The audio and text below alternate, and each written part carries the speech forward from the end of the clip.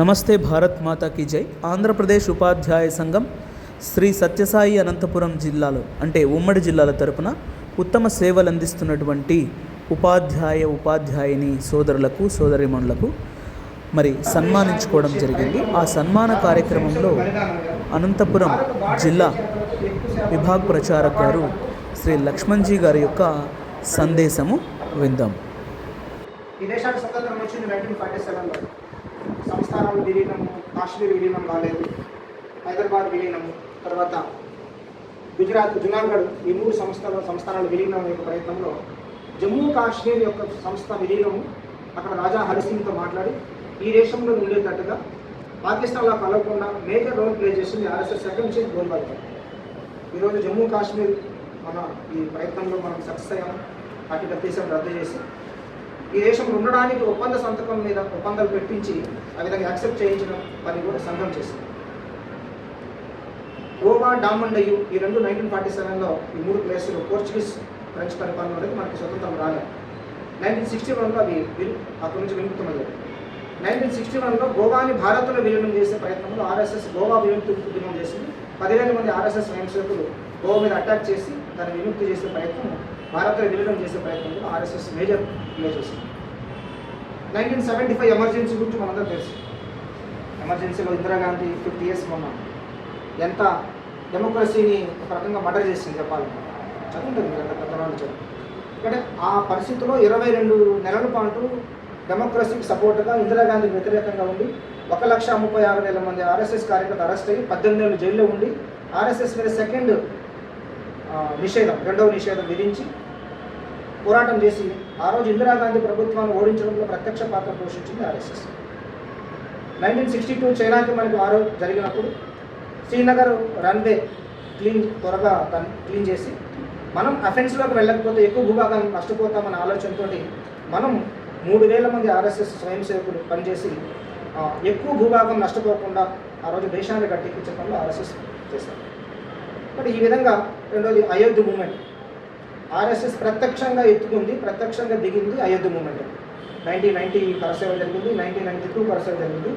2 కరసేవలో ఎక్కువ మంది చనిపోయిన వాళ్ళు ఆర్ఎస్ఎస్ కార్యకర్తలు, అరెస్ట్ అయిన కూడా ఆర్ఎస్ఎస్ కార్యకర్తలు. 36 సంవత్సరాల పాటు కోర్టులో ఫైట్ చేసి అన్ని రకాల అలహాబాద్ బెంచ్ నుంచి సుప్రీంకోర్టు వరకు, అన్ని రకాల జిల్లా కోర్టు నుంచి నేషనల్ కోర్టు వరకు ఫైట్ చేసి దాన్ని ఒక సిస్టంలో ఏమాత్రం రక్తపాతం లేకుండా సమాజం అందరూ అంగీకరించే స్థితికి రావడానికి ప్రత్యక్ష పాత్ర పోషించింది ఆర్ఎస్ఎస్. ఇలాంటి దేశ చరిత్ర ఈ 79 yearsలో మనం చెప్పుకోవాల్సి వస్తే ఆర్ఎస్ఎస్ యొక్క కంట్రిబ్యూషన్. ఆర్ఎస్ఎస్ ప్రత్యక్షంగా భుజానికి ఎత్తుకుని మాత్రం అయోధ్యలో, మిగిలినంతా ఒక పేరుతో చేసాం. మనం ఆర్టికల్ 370లో ఆర్ఎస్ఎస్ రోల్ ఉంది, వేరే పేరుతో ప్రయత్నం చేశాం. గోవా విముక్తి పోరాటంతో పేరుతో చేశాం. ఇంకా డిఫరెంట్ పేరుతో చేశాం. కానీ ఆర్ఎస్ఎస్ ఒక ఆర్గనైజేషన్లో మాత్రం డైరెక్ట్గా దిగుతుంది అయోధ్య. ఈరోజు మనందరం ఒక భాగస్వామ్యం ఉంది. 4 నెలల పాటు ఒక భవ్యమైన మంత్రం ఈరోజు కట్టబోతాం. ప్రపంచానికి ఒక పెద్ద ఆధ్యాత్మిక శక్తి కలుగుతుంది. కానీ మనం ఆలోచిస్తే అంత పెద్ద మందిర నిర్మాణంలో ఆర్ఎస్ఎస్ చిన్న పేరు కూడా ఎక్కడ లేదు. ఇంత పని చేశాను కానీ నా పేరు పటాని మీద, డోర్ మీద, గోడ మీద, ఇటుక మీద పెట్టాలని ఆలోచన చేస్తారు తప్ప అలా కోరుకోలేదు. కానీ ఆర్ఎస్ఎస్ ఒక గ్రేట్నెస్ మనకు అర్థమవుతుంది. పేరు కోసం కాకుండా పరిణామం గురించి ఆలోచించి సమాజ సమస్యను పరిష్కరించే ఒక పెద్ద ప్రయత్నం ఆర్ఎస్ఎస్ చేస్తుంది. అదే 1925 నుంచి ఈ రోజు వరకు ప్రయాణం సాగుతుంది. ఆంధ్ర రాష్ట్రంలో కూడా చాలా ఉద్యమాలు ఆర్ఎస్ఎస్ చేసింది. కంచి పరమాచార్య చంద్ర సరస్వతిని దీపావళిగా తమిళనాడు ప్రభుత్వం అరెస్ట్ చేసినప్పుడు ఆయన్ని జైలు నుంచి తీసుకొని వచ్చే మూవ్మెంట్ రాష్ట్రం అంతా 2-3 రాష్ట్రాల్లో చేసింది ఆర్ఎస్ఎస్. 2008లో రాజశేఖర రెడ్డి గారు ముఖ్యమంత్రిగా ఉన్నప్పుడు తిరుమల తిరుపతి 2009 అనుకుంటున్నాను. తిరుమల తిరుపతిలో అది 7 కొండలు కాదు, 2 కొండలే. 247 చదరపు కిలోమీటర్ల భూభాగం వాస్తవంగా టీటీడీ అయితే కాదు, కేవలం 42 చదరపు కిలోమీటర్ల భూభాగం అని చెప్పి ఒక పెద్ద జీవో చేసింది ప్రభుత్వం. దాన్ని తిరుమల తిరుపతి సంరక్షణ సమితి పేరుతో మొత్తం సమాజాన్ని మనం ఏకం చేసి 9 నెలలు మనం స్ట్రీట్ ఫైట్ చేసి దాన్ని గెలిపించింది. అలానే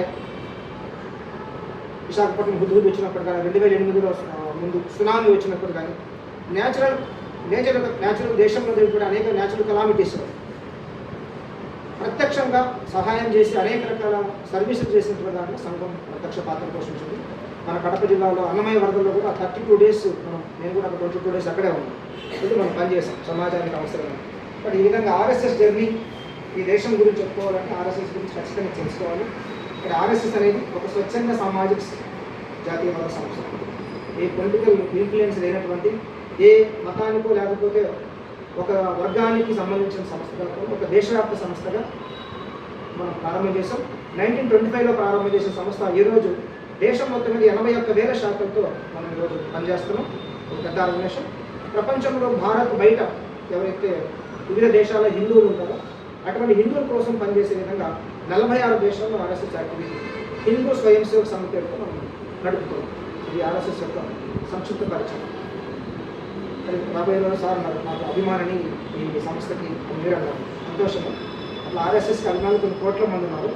అయితే ఈ సంవత్సరం ఈ 101 ఇయర్లో ఈ అభిమానులందరినీ ఈ దేశం యొక్క ప్రవాహంలో, జాతీయ ప్రవాహంలో, జాతీయ గంగా ప్రవాహంలో ఒక కుటుంబ సభ్యులుగా చేసే ఒక పెద్ద ప్రాజెక్ట్ సంఘం తీసుకుంటాం. అందరూ తెలుసు, చాలామంది నేను ఆర్ఎస్ఎస్ చాలా ఇష్టం, నాకు అభిమానం ఉంది. ఆర్ఎస్ఎస్ లేకపోతే హిందువులు లేదు, ఆర్ఎస్ఎస్ లేకపోతే దేశంలో చాలా విషయాలు పరిష్కారం అని చెప్తున్నారు చాలామంది. ఈసారి అలా దూరంగా కాకుండా ఆర్ఎస్ఎస్ చాలా మంచిది, నేను కూడా ఆర్ఎస్ఎస్తో కలిసి ప్రయాణం చేయాలనుకున్నాను, నేను కూడా ఆర్ఎస్ఎస్ కుటుంబంలో ఒక సభ్యుడు కావాలనుకుంటున్నా అనే ఒక యాక్షన్ ప్లాన్ త్రూఅవుట్ ఇయర్ మనం ప్లాన్ చేస్తాం. రేపు దసరా నుంచి వచ్చే దసరా వరకు 8 రకాల కార్యక్రమాలు మనం డిజైన్ చేస్తాం. 8 రకాల కార్యక్రమాలు సమాజంలో మీలాంటి పెద్దలతో ప్రారంభం చేస్తాం. హై స్కూల్ స్టూడెంట్స్ వరకు, యువత వరకు, సమాజంలో ఉండేటువంటి రకరకాల సామాజికంగా కుల పెద్దలకు సంబంధించిన కార్యక్రమం, మొత్తం హిందూ సమాజాన్ని కదిలించే కార్యక్రమం. ఇట్లా ఒక 8 రకాల యాక్టివిటీస్ మొత్తం ఇయర్ లాంగ్ ప్రోగ్రామ్గా 2025 దసరా నుంచి ప్రారంభం చేసి 2026 దసరా వరకు మనం చేయబోతున్నాం. దీంట్లో ఒక 3 ముఖ్యమైనటువంటి కార్యక్రమాలు సంఘం తీసుకుపోతుంది. దాంట్లో ఇప్పుడు ఇందాక చెప్పిన విషయాలు చాలామందికి ఆర్ఎస్ఎస్ స్వతంత్ర పోరాటంలో ఎక్కడ ఉంది, ఫస్ట్ అడిగేది కమ్యూనిస్టు, ఎందుకంటే వాళ్ళు సరిగ్గా లేరు కాబట్టి. సుభాష్ చంద్రబోస్ని ఫస్ట్ టిక్నోలు కూడా కమ్యూనిస్టు. జపాన్ ప్రధానమంత్రి టోజో యొక్క షూని నాపుతున్నట్టుగా ఆయన కుక్కగా ఆర్టేసి చెప్పినటువంటి వాళ్ళు కమ్యూనిస్టు. ఈరోజు దాని గురించి మాట్లాడుతున్నారు. కాబట్టి ఈ విధంగా సమాజంలో ప్రత్యక్ష ఆర్ఎస్ఎస్ 1925లో ప్రారంభం చేసింది, కమ్యూనిస్టు 1925లో ప్రారంభం చేసింది. ఈరోజు ఆర్ఎస్ఎస్ యొక్క రోల్ ఎలా ఉంది, ఎక్స్పాన్షన్ ఎలా ఉంది, ప్రపంచంలో ఆర్ఎస్ఎస్ ప్రభావం ఎలా ఉంది, ఈరోజు కమ్యూనిస్ట్ ప్రభావం ఎలా ఉంది, దాని మీరు ఆలోచించుకోండి. 2 ఒకే సంవత్సరంలో ప్రారంభమైంది. ఆర్ఎస్ఎస్ లక్ష్యం, ఉద్దేశం క్లియర్ కట్గా ఉంది. ఈ రోజుకి క్లియర్ కట్గా ఉంది, ఆ రోజు క్లియర్ కట్గా ఉంది. Second RSS, third RSS, fourth RSS, Anantapur RSS, Vijayawada RSS, Nagpur ఆర్ఎస్ఎస్గా స్ప్లిట్ అవ్వలేదు. ఈరోజు కమ్యూనిస్ట్ పార్టీ ఏ లక్ష్యం ఉద్దేశం ప్రారంభమైందో అది లేదు. ఈరోజు కమ్యూనిస్ట్ పార్టీ ఎన్నైంది? అది ఇక్కడ కేరళలో ఒక విధానం ఉంటుంది, బెంగాల్లో ఒక విధానం ఉంటుంది, ఆంధ్రాలో విధానం ఉంటుంది, దేశంలో విధానం ఉంటుంది. ఈ రకమైన మల్టీ స్ప్లిట్ అయిపోయింది. కానీ ఆర్ఎస్ఎస్ ఆ రకంగా మల్టీ స్ప్లిట్ అవ్వలేదు. ఇలా ఒకే ఆర్గనైజేషన్గా ఉంది, పర్పస్ అలానే ఉంది, గోల్ కూడా అట్లా ఉంది. ఫస్ట్ చీఫ్ డాక్టర్ హెడ్గేవర్ ఏ ఉద్దేశంతో సంస్థను ప్రారంభం చేస్తారో ఈరోజు ఇంకా 6th chief doctor Mohan Bhagwat దాంట్లో కూడా ఫుల్ క్లారిటీలో ఉంది. అది మంచి ఆశయం కోసం పనిచేస్తున్నటువంటి సంస్థ, మొత్తం సమాజాన్ని చైతన్యవంతం చేయాలనేటువంటి ఆలోచనతో ఉన్న సంస్థ. ఈ దేశంలో ఉండే ఏ కులం, ఏ మతమైనా వాళ్ళందరికీ దేశభక్తి అవసరము, జాతీయ భావన అవసరము అని చెప్పి ఆలోచన కోసం పనిచేసే సంస్థ.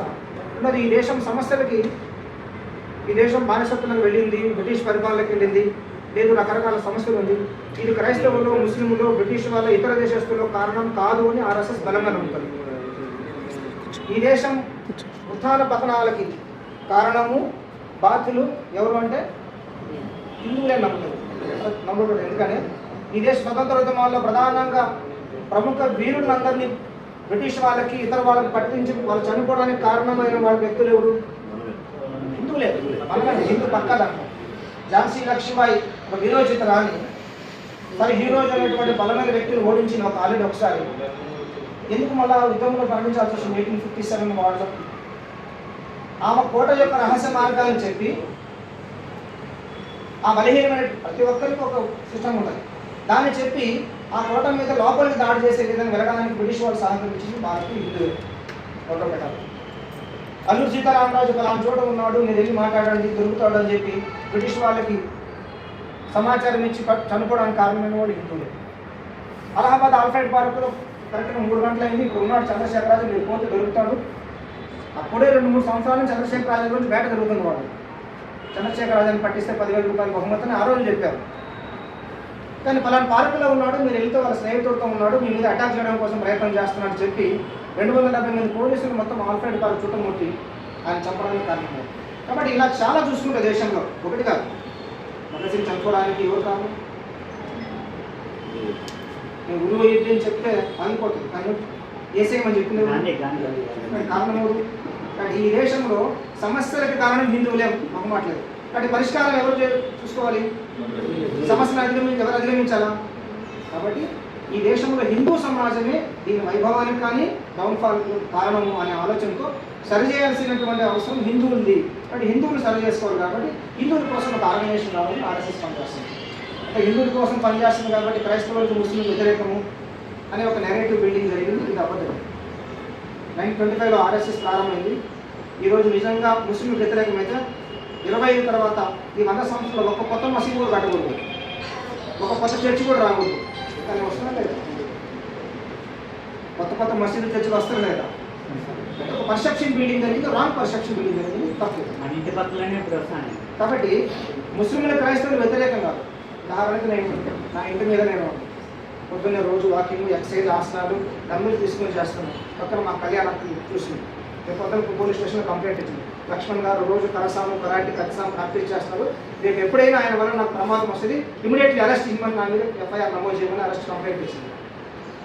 ఇది కరెక్ట్.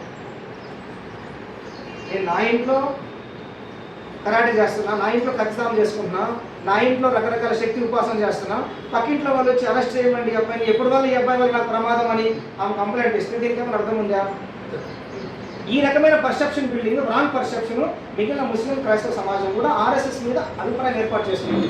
దురదృష్టం ఏంటంటే ఆర్ఎస్ఎస్ అక్కడ వెళ్ళే లోపల, నాగపూర్ నుంచి అనంతపురంకి వచ్చే లోపల ఆర్ఎస్ఎస్ మీద ఒక పర్సెప్షన్ బిల్డింగ్ జరిగింది. ఓ ఆర్ఎస్ఎస్ అంటే మొత్తం వాళ్ళు, ఆర్ఎస్ఎస్ అంటే ఒక జర్మనీ హిట్లరేనా, హిట్లర్ లాంటి ఒక ఫాసిజం భావాలు ఉన్నటువంటి ఒక వీళ్ళు, ఆర్ఎస్ఎస్ అంటే ఒక బీజేపీ వీళ్ళు, ఈ రకమైన ఒక పర్సెప్షన్ బిల్డింగ్ జరిగింది. మేము వెళ్ళకముందే జరిగింది. ఉదాహరణ అనంతపురం జిల్లాకి నుంచి 5 years ఉంది. ఈ మొత్తం జిల్లాలో మా ఆర్ఎస్ఎస్ యాక్టివిటీ 100 నుంచి 120 గ్రామాల్లో ఉంది. జిల్లాలో ఎన్ని గ్రామాలు ఉన్నాయి? 1000 గ్రామాలు ఉంటాయి. పంచాయతీలు ఉన్నాయి 5 జిల్లాలో 1000 గ్రామాలు ఉంటాయి. 1000 గ్రామాల్లో ఆర్ఎస్ఎస్ లేదు. నేను కొత్తగా సెట్టూరు మండలానికి, కమ్మదూరు మండలానికి పోయి మీటింగ్ పెడితే అక్కడ ఒక కమ్యూనిస్ట్ వ్యక్తి, మీరు ఆర్ఎస్ఎస్ అంటే వాళ్ళు ఇది వస్తారు, మీ మతోన్మాదులు అంట కదా, మీరు ఉగ్రవాదులు అంట కదా, నక్సల్స్ తర్వాత మీరేనంట కదా అని అంటారు. అంటే మా ఆర్ఎస్ఎస్ అక్కడ వెళ్ళకపోయినా మా మీద ఒక పర్సెప్షన్ బిల్డింగ్ జరిగింది.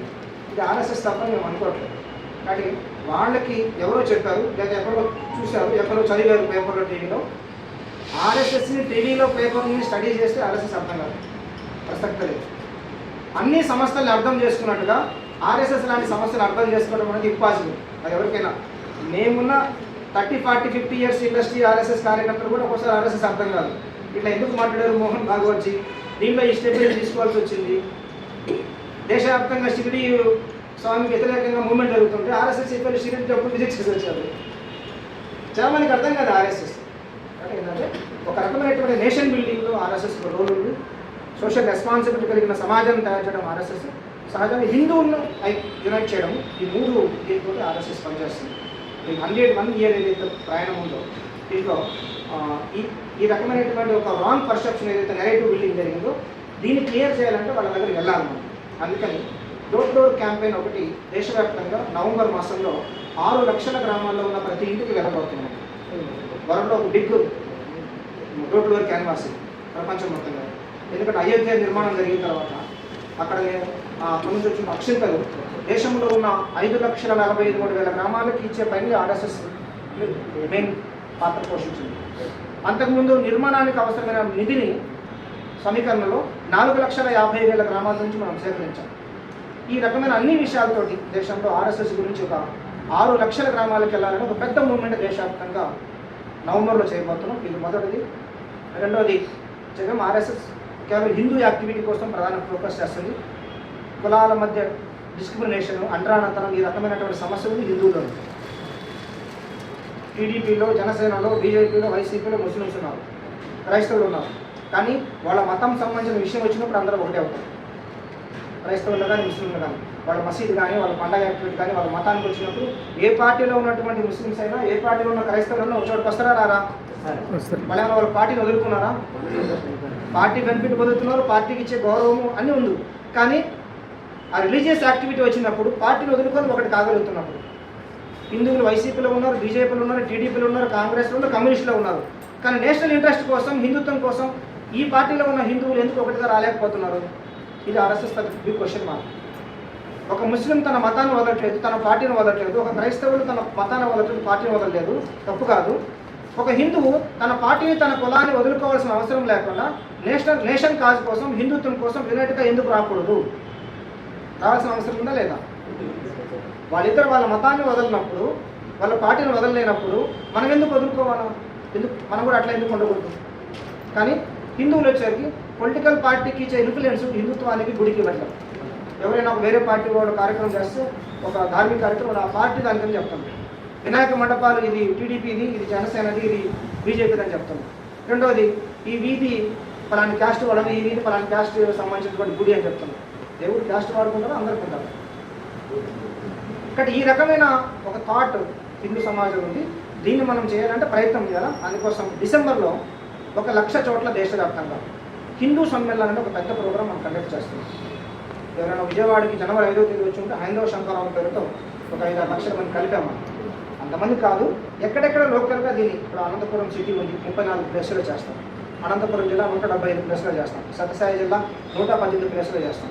ఇట్లా దేశంలో ప్రతి 2 వార్డులకి, ఒక మండలంలో 3-4 ప్లేసులు, 1,00,000 చోట్ల హిందూ సమ్మేళనాలు చేస్తున్నాం. ఇటువంటి విషయాలు డిస్కస్ చేస్తాం. అక్కడ నియర్లీ 25 to 30 crores పీపుల్ని, హిందువుల్ని ఒక చోట కలిపే పెద్ద ప్రయత్నం డిసెంబర్లో జరుగుతుంది.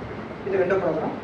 First programme RSS organisation formation day ఏదైతే విజయదశమి ఉందో అది రేపు 2వ తేదీ నుంచి మొదలు పెట్టుకొని 12వ తేదీ వరకు దేశవ్యాప్తంగా ఒక 75 నుంచి 80 వేల ప్లేసుల్లో ఈ కార్యక్రమం చేయబోతుంది. 1.5 hour ప్రోగ్రామ్ విజయదశమి ఉత్సవం ఎలా అయితే మనం పూజ చేసి మన సమావేశం ప్రారంభం చేసుకున్నామో అలా 80 వేల చోట్ల ఆర్ఎస్ఎస్ విజయదశమి ఉత్సవాలు, 101 జయంతి ఉత్సవాలు జరుగుతున్నాయి. అనంతపురం సిటీలో 34 ప్లేసుల్లో చేస్తాం. సేమ్ మన జిల్లాలో 175 ప్లేసుల్లో చేస్తాం. ఇక్కడ ఉన్నటువంటి మీ అందరికి అప్పీల్ ఏంటంటే, మీరు కూడా ఆ విజయదశమి ఉత్సవంలో 2వ తేదీ నుంచి 12వ తేదీ వరకు మన ఏరియాలో జరిగే కార్యక్రమంలో ఒక గంటన్నర కార్యక్రమంలో, అది సెలవు రోజు పెడతాం. మోస్ట్ ఆఫ్ ఈవినింగ్ ఉంటుంది. 4వ తేదీ, 2వ తేదీ సాయంత్రం, 5వ తేదీ, 12వ తేదీ హాలిడేస్లో మనం సాయంత్రం కార్యక్రమం ఉంటుంది. గంటన్నర. మీరందరూ కూడా తప్పనిసరిగా ఈ కార్యక్రమంలో మన సంస్థాగతంగా ఆపస్ కార్యకర్తలుగా, అలానే ఒక జాతీయవాద వ్యక్తులుగా మనం ఈ సంస్థలో ఆ కార్యక్రమంలో గంటన్నర పాల్గొనాలనేటువంటి ఒక సామూహిక అప్పీల్ కోసం ఈరోజు నేను వచ్చాను. అయితే ఆ రోజు కార్యక్రమం ఏంటంటే, పురుషులందరూ ఆర్ఎస్ఎస్ యూనిఫామ్ ధరించి పాల్గొన్నారు. ఇందాక చెప్పారు సార్ కోసం.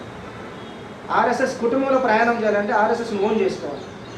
అంటే ఓన్ చేసుకోవాలంటే ఆర్ఎస్ఎస్ యూనిఫామ్ ధరించాలి. యూనిఫామ్ ధరిస్తేనే ఓనింగ్ వస్తుంది. ఈ సంస్థలో కలిసి ప్రయాణం చేయగలం, సమస్త కుటుంబంలో సభ్యులు కాగలం. అందుకని పురుషులందరూ కూడా ఈ 80 వేల చోట్ల జరిగే కార్యక్రమాల్లో ఆర్ఎస్ఎస్ యూనిఫామ్ ధరించి పాల్గొనాలి. గంటన్నర. మిగిలిన వాళ్ళు ఎలాగైనా రావచ్చు. ఒకవేళ సార్ నేను పలానా పొలిటికల్ పార్టీ, నాకు చాలా ఆ పార్టీలో నాకు బాధ్యత ఉంది, నేను యూనిఫామ్ వేసుకుంటే మా వాళ్ళు నన్ను ఇబ్బంది పడతాను, బహిష్కరిస్తాను నా పార్టీ నుంచి, మీకు ఫీల్ ఉంటే ఎవరైనా మామూలుగా ఒక ఆడియన్స్ లాగా వచ్చి కూర్చోవచ్చు, అభ్యంతరం లేదు. అలా మనం జరుగుతున్నాం. కానీ మీరు ఈ 2వ తేదీ నుంచి 12వ తేదీ జరిగేటువంటి ఆర్ఎస్ఎస్ 101 జయంతి ఉత్సవాలలో సంస్థాగతంగా కానీ వ్యక్తిగతంగా కానీ మనం ఒక 10 మందిని ప్రయత్నం చేసి ఆ 10 మంది ఆర్ఎస్ఎస్ యూనిఫామ్ ధరించి కార్యక్రమంలో పాల్గొంటాం. ఆర్ఎస్ఎస్ యూనిఫామ్ ధరిస్తే వెంటనే రేపు పొద్దున ఆర్ఎస్ఎస్ ముద్ర చేసుకొని భయపడాల్సిన పని. గవర్నమెంట్ ఉద్యోగులు, సెంట్రల్ గవర్నమెంట్ ఉద్యోగులు కూడా ఆర్ఎస్ఎస్ కార్యక్రమంలో పాల్గొనవచ్చు. ఏ రకమైన అభ్యంతరం లేదు. తెలిసిన విషయం మీకు బ్యాన్ లిఫ్ట్ అయ్యి ఇప్పుడు లిఫ్ట్ అయ్యింది, ఎప్పటి నుంచో ఉంది. కానీ ఈరోజు ఆర్ఎస్ఎస్ నడిపే కార్యకర్తల్లో, డిస్ట్రిక్ట్ కమిటీలో, స్టేట్ కమిటీలో, మండల కమిటీలో మోర్ దాన్ 50% నడిపే వాళ్ళు మీరే ఉంటారు. నేను టీచర్ కార్యక్రమం చెప్తాను మీరే అని. కానీ మొత్తం టీచర్ కమ్యూనిటీ ఆర్ఎస్ఎస్కి బ్యాక్ బోన్. నేను గోదావరి జిల్లాలో పనిచేస్తాను. కాకినాడ, కోనసీమ 2 జిల్లాలు హోల్సోల్ ఆర్ఎస్ఎస్ని మోన్ చేసుకున్నంత ఎవరు? Government teachers. ఆఫర్స్ కూడా బాగుంది. నెల్లూరు, ప్రకాశం జిల్లాలో హోల్సోల్. కాబట్టి మీరు కూడా ఖచ్చితంగా పాల్గొనవచ్చు. ఏ రకమైన రిస్ట్రిక్షన్ లేదు. ఒక జాతీయవాద వ్యక్తిగా మనం పాల్గొనవచ్చు. వెంటనే ఆర్ఎస్ఎస్ కార్యకర్తకు కావాల్సిన పనిలే. ఆర్ఎస్ఎస్లో ప్రయాణం చేయండి ఒక సంవత్సరం పాటు, 100 yearsలో. నచ్చింది కొనసాగించండి, నచ్చకపోతే డ్రాప్ అవ్వండి. ఏ రకమైనటువంటి ప్రమాదం లేదు. అందుకని ఈ 3 యాక్టివిటీస్ ఆపస్ కుటుంబ సభ్యులుగా మీ అందరికీ నా వినపం ఏంటంటే, ఈ ఫ్రీ యాక్టివిటీస్లో మీరు కూడా పని చేద్దాం కలిసి. ఈ కార్యక్రమాల్లో మనకు సంబంధించినటువంటి రిలేటివ్స్ని, కొలీగ్స్ని, ఫ్రెండ్స్ని, మన వీధిలో ఉండేటువంటి వాళ్ళని, మన పరిచయస్తుని కూడా ఈ 3 కార్యక్రమాల్లో భాగస్వాములు చేస్తే బాగుంటుందనేటువంటి ఒక అప్పీల్ తోటి ఈరోజు నన్ను సమావేశం పిలవడం జరిగింది. దానికోసం రావడం జరిగింది. నాకన్నా విషయాలు చాలా బాగా తెలుసు. ఆర్గనైజేషన్ మనిషిగా ఆర్గనైజేషన్ పరిచయం చేసే పనిలో ఒక అవకాశం నాకు ఇచ్చారు కాబట్టి నేను 62 చైనా చెప్పాను ఇందాక 62 చైనా వారి గురించి చెప్పారు. 1962 నెహ్రూ గారికి ఏ రకమైన ఇది ఉందంటే ఆర్ఎస్ఎస్ చీఫ్, సెకండ్ చీఫ్ గోల్వర్కర్ ఆయన మీటింగ్లకి సేమ్ మన ప్రధానమంత్రి, ఆ రోజు మన ప్రధానమంత్రి నెహ్రూ గారి మీటింగ్లకి జనాలు చూస్తే ఈ 2 మీటింగ్లకి సమానమైన సంఖ్య ఉండేది. మొదటి నుంచి నెహ్రూ గారు ప్రధానమంత్రి అయినప్పటి నుంచి ఒక ఆలోచన, నేను దేశ ప్రధానమంత్రి, నా మీటింగ్ల కంటే ఆర్ఎస్ఎస్ గురూజీ ఎవరో గడ్డం పెంచుకొని వస్తుంది, ఈయన మీటింగ్లు జనాలు ఎక్కువ ఉన్నారు అనే ఒక సహజం ఉంటుంది. ఎవరైనా మన ఊరిలో ఎమ్మెల్యే పెట్టాడు ఒక మీటింగ్, 10,000 మంది వచ్చారు. నేను పెట్టాను 20,000 మంది వచ్చారు. ఎమ్మెల్యే కోపం ఉంటుందో కోపం ఉంటుంది సహజంగా, ఎప్పుడు ఎవరికైనా ఉంటుంది. కాబట్టి అలా పొలిటికల్ యాంగిల్లో చూసి అసలు ఈ దేశంలో కాషాయ జెండా అంటే ఆర్ఎస్ఎస్ గురు అది పెట్టి ఆర్ఎస్ఎస్ యాక్టివిటీ చేస్తాం శాఖలు. ఇది జరగడానికి ఒక అంగుళం కూడా భూభాగం ఇవ్వమని పార్లమెంట్లో చెప్పాడు. అదే వ్యక్తి 1962లో చెలికరాన్ని ఇచ్చాడు గురూజీకి, మీ యొక్క సహకారం అవసరం ఉంది, చైనా మన మీద అటాక్ చేస్తుంది, మీరు అర్జెంటుగా శ్రీనగర్ అన్వే మనం చేయకపోతే మన యుద్ధ విమానాలు దిగు, మన ఆర్మీ అఫెన్స్లో అటాక్ చేయలేదు, మనం మేజర్ భూభాగాన్ని కోరుకోవాల్సి వస్తుంది. అంటే మనము 3,000 మంది కార్యకర్తలు వెళ్ళి 24 గంటల్లో మనం రన్వేని క్లీన్ చేసి మనం చేస్తాం. దీని గుర్తుగా ఏ రకమైన రాంగ్ పర్సెప్షన్ ఆయన మైండ్లో అయిందో దాన్ని మార్చుకొని 1963 జనవరి 26 రిపబ్లిక్ పరేడ్లో అఫీషియల్గా ఆర్ఎస్ఎస్కి ఇన్విటేషన్ ఇచ్చారు. మీరు కూడా 26 రిపబ్లిక్ డే పరేడ్లో ఆర్ఎస్ఎస్ కూడా వచ్చి దీంట్లో పాల్గొనండి, మా సైనికులకు దీనికి కానీ 3,200 మంది ఆర్ఎస్ఎస్ కార్యకర్తలు యూనిఫామ్ ధరించి ఆర్ఎస్ఎస్ బ్యాండ్తో రూట్ మార్చ్ చేశారు. కాబట్టి వ్యతిరేకంగా ఉన్న నెహ్రూ కూడా మారాడు. 1975 to 77 మధ్యలో ఇందిరాగాంధీ చేసిన ద్రోహానికి ఎంత చేయాలో ఆర్ఎస్ఎస్ అంతా చేసింది. ఆర్ఎస్ఎస్ మీద పీకల్లాగా పెట్టుకుంది, అది వేరే విషయం. బ్యాన్ చేసింది. మొత్తం 3 సార్లు దేశంలో బ్యాన్ అయింది. 1948 గాంధీ హత్య కూడా ఆర్ఎస్ఎస్ బ్యాన్ అయింది. 75 ఎమర్జెన్సీలో ఆర్ఎస్ఎస్ని బ్యాన్ చేస్తారు 18 months. 1990లో ఫస్ట్ కరసేవ దాంట్లో బ్యాన్ చేస్తారు. ఇందిరాగాంధీ దిగిన తర్వాత విపరీతమైన కక్ష పెడుతుంది. మళ్ళీ చరణ్ సింగ్ ప్రధానమంత్రి, మళ్ళీ వచ్చింది ఇందిరాగాంధీ, వేరే విషయం. రష్యాకు ఒక కార్యక్రమానికి వెళ్ళినప్పుడు అక్కడ ఉన్నటువంటి వాళ్ళు అడిగితే మీ దేశంలో ఉన్న ఒక ప్రముఖమైన ప్రకార జాతీయవాద సంస్థ పేరు చెప్పండి అని అంటే అయిష్టంగానే ఆర్ఎస్ఎస్ పేరు చెప్పింది.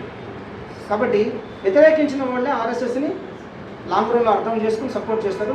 దురదృష్టం ఇంకా రాహుల్ గాంధీకి, సోనియా గాంధీకి ఇంకా అర్థం కావాలి ఆర్ఎస్ఎస్. వాళ్ళకి ఇందిరాగాంధీకి అర్థమైంది, నెహ్రూకి అర్థం కాదు, వాళ్ళకి ఇంకా అర్థం కాలే. అర్థం చేయించే పని మనం అందరం చేయాలి. కాబట్టి ఇటువంటి విషయాలు మనందరం సపోర్ట్ చేద్దాం తప్పనిసరిగా.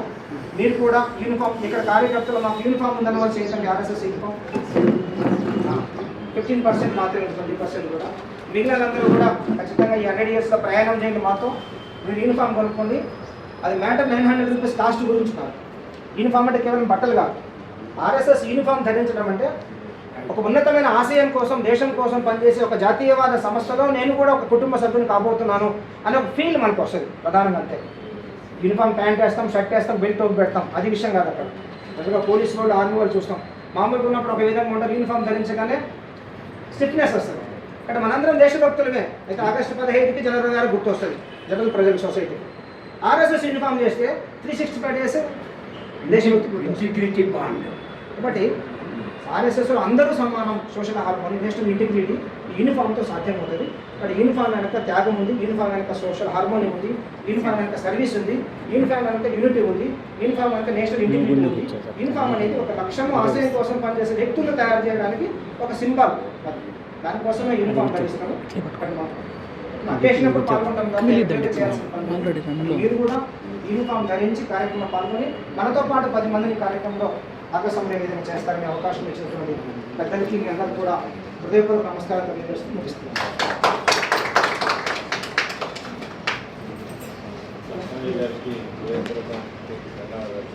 ఈ కార్యక్రమానికి ఇంతటితో ఒక 5 నిమిషాలు విరామంతో కార్యక్రమం